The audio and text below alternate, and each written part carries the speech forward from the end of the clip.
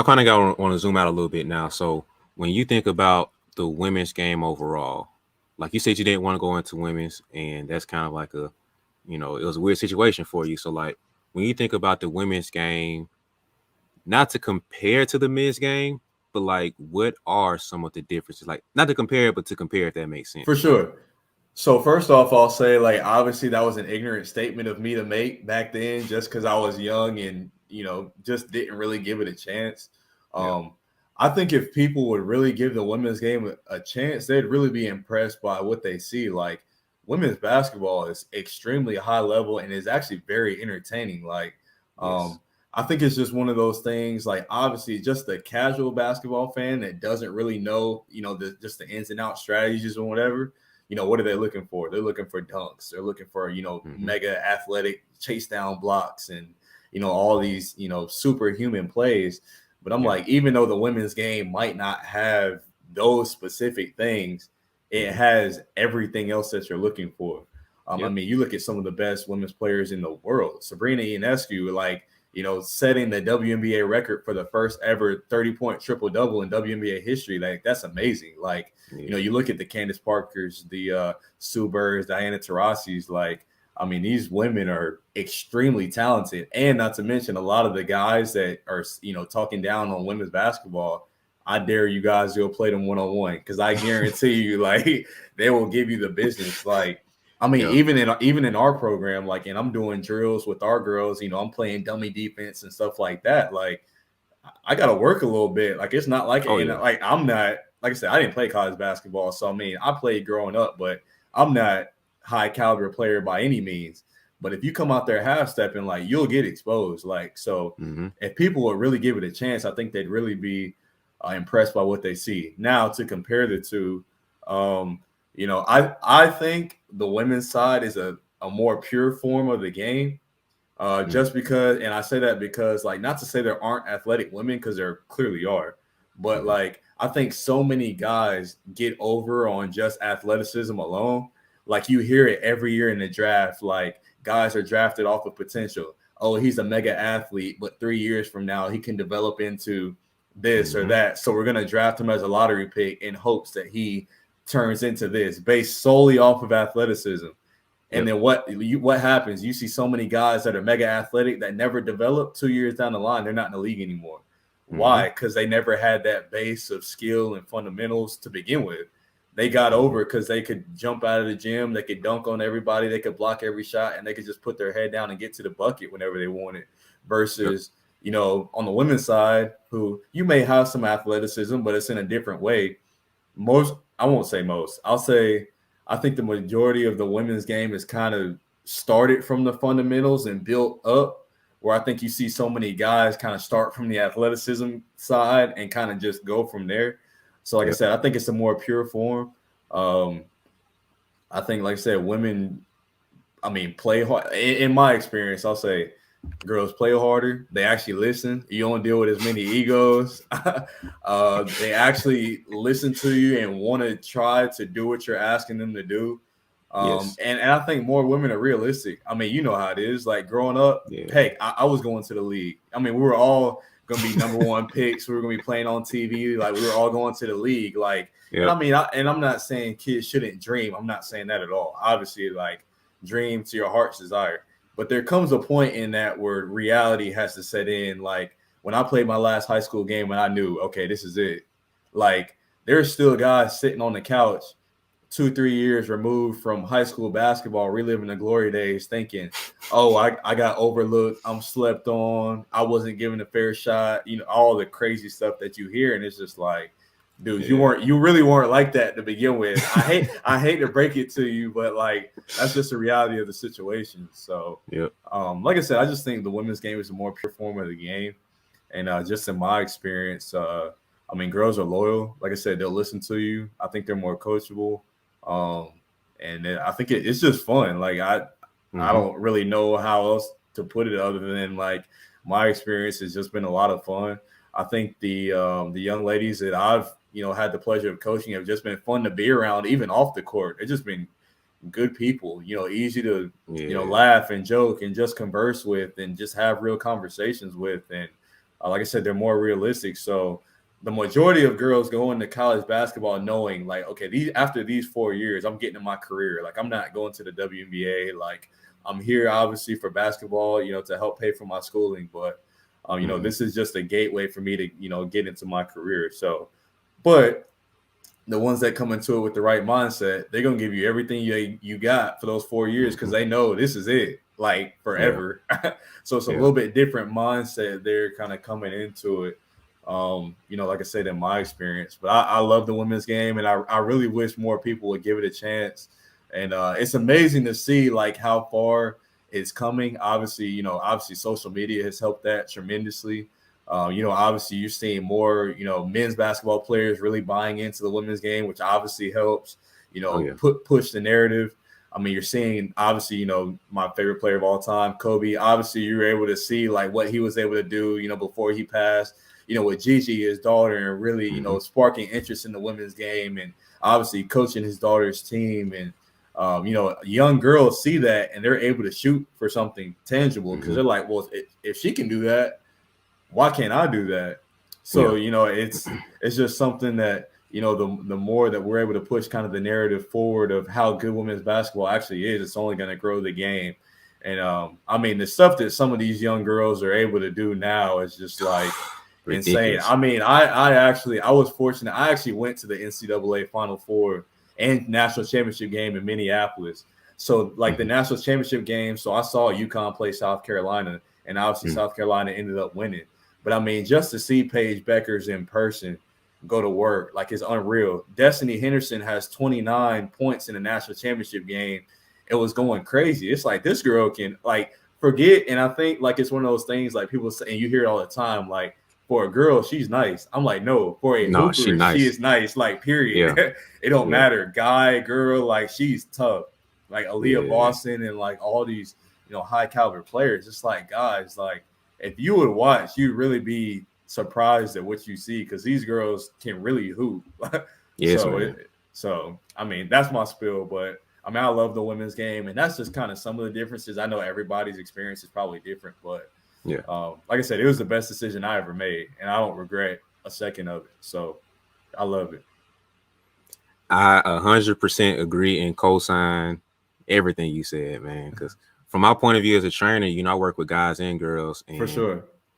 it's just like, first off, the automatic differences that you know of is the athleticism, For sure. but the underlayer neath that people don't always think about is the girls have to be more skilled because they can't dunk. Like you said, a For guy can sure. get away with not being skilled. I'm gonna just run past you because I'm faster, stronger, more athletic than you. Exactly. Yeah. I don't need skill to run past you. That's For easy to sure. do. I just run and dunk over you. Absolutely. It's easy. But versus a girl where, okay, we're the same speed, same size, I have to outthink my way to get past you now, which comes with more skill. So you have higher IQ and more skill now. So For combine sure. those two together, and you keep leveling up from there. And the guy goes 10 years without really having to become fully skilled to really get good at certain things. Of course, the gap is going to keep growing and wider and wider to where girls overall are more skilled than guys. Not to say guys aren't skilled, but the percentage pool of women's being skilled versus men's being skilled is totally different. It's So it's it's just, it's a wide margin, wide yes. margin for sure. Yeah, so that's the hands down biggest difference. And I think part of the realistic part of it too is that the opportunities for women's game is the margin of the gap between men's opportunity versus women's opportunities is completely different too. To where it's almost weird because a lot of the girls I train aren't even aware of the not they're not aware of it, but they don't fully know about the WNBA and that it's something that's attainable. Yeah, for Versus they sure. know NBA players, they know Steph, LeBron, KD, they can rattle off those names easy. Like I've heard of Candace Parker, I've heard of Sue Bird and Maya Moore. She no, I don't- and it's just weird to see because girls aren't even aware of that whole opportunity being there, man. So Yeah, I think that they aren't given the same amount of opportunities. Like you go to an open gym right now, you're gonna see 30 dudes in there who can't hoop, 3 or 4 girls on the sideline playing volleyball on the side, or they watching because their brother's there or something. yeah, for sure. And it might be one girl hooping there, and she probably cold or finna be cold because she's hooping with guys. So it's just Yeah, like they aren't given opportunities to have the same level of growth that the guys do. So I think that kind of makes a damper on their dreams to be a little more less realistic to where I can do something off after college basketball because Yeah. only a handful will think about playing overseas or even having some type of pro career. But guys, every dude playing, he can go D3 ongoing pro. Exactly.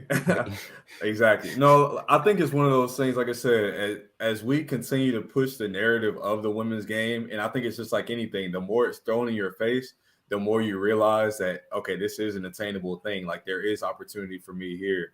Yeah, I agree. I think it's one of those things, like as much as obviously we as males should work to push the women's game forward, I think there's, equally as many females that have to acknowledge that women's basketball is actually good basketball, and B, like help, continue to push the narrative forward as well, because it's just like anything, the more women's players that young girls see as an attainable and intangible thing, like they gravitate towards that. Now the difference is I think you see a lot of girls kind of pick up basketball later than guys do. Like, I mean, I started playing when I was 6 years old, like, and that just kind of was what it was. But a lot of times you won't see girls really lock in on basketball till, 8, 9, 10, sometimes even later than that, just because like you don't see youth girls basketball leagues at 6, 7, 8 years old. What do you see? You see a handful of girls playing with on the boys teams, right? yeah, Because that just is what it is. So, I mean, that's just kind of what it is. I don't know if that'll ever change, and it's a little unfortunate, but like I said, it just kind of is what it is. But yeah, obviously with social media now, and um, the work that both the NBA, the WNBA, and really college basketball is doing to really push the women's game forward.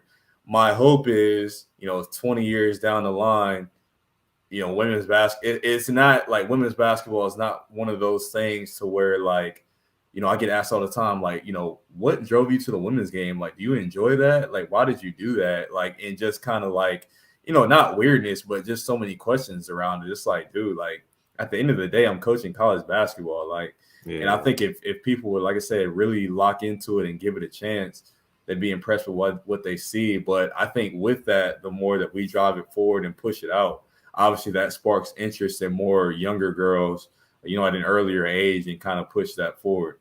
And obviously from an opportunity standpoint, it's tough too, because I mean, you see on the men's side, like, you have, all these semi-pro leagues, like you have the G League, like you've got these overseas leagues, like you got the NBA, like you got, you know, all these opportunities over here. And in women's basketball, you might have a semi-pro league here and there, but it's really either WNBA, which is extremely hard to make when you got 12 teams with 12 roster spots. So you got 144 players. So, I mean, you got stud basketball players that aren't on WNBA rosters right now, which is crazy, but it just is what it is.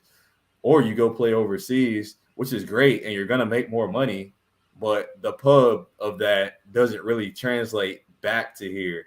So yeah, as many like American players that are playing overseas right now, like we're not fully aware of all of them, because like, I mean, the overseas leagues aren't really televised here. mm-hmm. So that takes away, I think, from some of those potential role models that young girls could see as potential opportunities, just because it's not in our face. Yeah, What's in our face is college basketball, obviously, and the WNBA. My hope is that, and obviously I know money and viewership, drives a lot of these things, but yep, my hope is we get to a point to where we can expand the WNBA into some other cities, allow a few more roster spots, maybe get those rosters from maybe 12 to 14, and, mm-hmm. maybe allow a couple more players to play, to spark some interest in these different areas that some of these players are coming from. And, Mm-hmm. with that growth, maybe way down the line, maybe develop a women's, something like a G League or, minor league system, to where, okay, maybe you aren't that level, but, maybe you can play at a G League and still be considered professional. And, that Yeah, just sparks more interest. But, at the end of the day, as unfortunate as it is, it really comes down to money and viewership and interest. But mm-hmm. I just think it's up to us as a basketball community to accept women's basketball as basketball, well, Mm-hmm. number one, and two, just keep putting it in people's face and helping them understand, like, no, this is a good thing, and it's actually very entertaining. Oh yeah, man, and it's something I kind of thought about too, man. Like around the time the NBA started promoting the 75th anniversary season and stuff, and so the WNBA is about my age, it's around my age. I'm Yeah. 26. Mm-hmm. So you comparing basically comparing a 26-year-old to a 75-year-old. For sure. Yeah. That's not fair. There's no comparison. Yeah, it's not fair. And I think a lot of people don't really take that into consideration because the WNBA is still so new. Mm-hmm. But I think, like I said, it's up to us to push it to a point to where the WNBA is forced to expand and, give more opportunities and, do those sorts of things, because that's only going to impact and improve the basketball community as a whole. But like you said, it's not fair to compare. Like, I mean, it's just not that, like, that's like comparing me as a coach, like going into my 6th year to Gino, like, or Dawn Staley. I'm a huge Dawn Staley fan. Like, that's like comparing me to Dawn Staley. Like, there's no comparison. And that's not fair for me to even think that I'm even in her tax bracket. So I think it's a similar type situation there. But I think, in due time, I think it'll happen. Oh yeah. It just takes time, man. And then another thing I was thinking about too, you have to compare the timeline of it too, because it wasn't too long ago, like around the 40s, like around the Bird Magic years, that the NBA was almost gone. For sure. Yeah. So you got to give it time, man. And that was like a little, I guess, in the 40s, I guess, around the age wise of the league. So it takes a little more time, man. And so the WNBA is in a rough spot, but the men's basketball league was too. So I think, like you said, it takes more time to develop and grow and figure out the direction the league has to take. And, everybody plays a role in it. I can't sit here and just say all the ladies have to do this and the guys don't do anything, or it's on the league and not on us. Like, it's everybody that plays a part in this whole thing. So for sure. It's up to us as the basketball community to continue to grow both sides, men and women's side, but obviously, the women's side, and continue to grow and push it forward.